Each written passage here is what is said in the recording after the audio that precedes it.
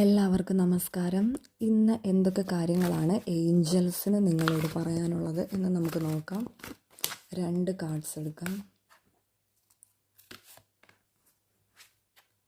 ആദ്യം വന്നിരിക്കുന്നത് ദ ഡ്രീമറാണ് വന്നിരിക്കുന്നത്.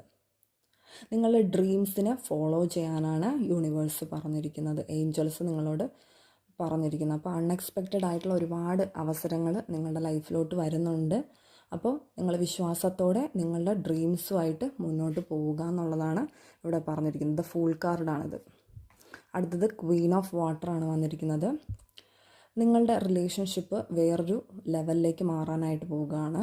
നിങ്ങളുടെ എല്ലാ തരത്തിലുള്ള ബന്ധങ്ങളും വളരെ നല്ല രീതിയിൽ മുന്നോട്ട് പോകാനായിട്ട് പോവുകയാണ്. നിങ്ങളുടെ ഇൻഡ്യൂഷനെ നിങ്ങൾ ശ്രദ്ധിക്കുക. നിങ്ങളുടെ സോള് പറയുന്നത് എന്താണെന്നനുസരിച്ചിട്ട് മുന്നോട്ട് പോകാനാണ് പറഞ്ഞിരിക്കുന്നത്.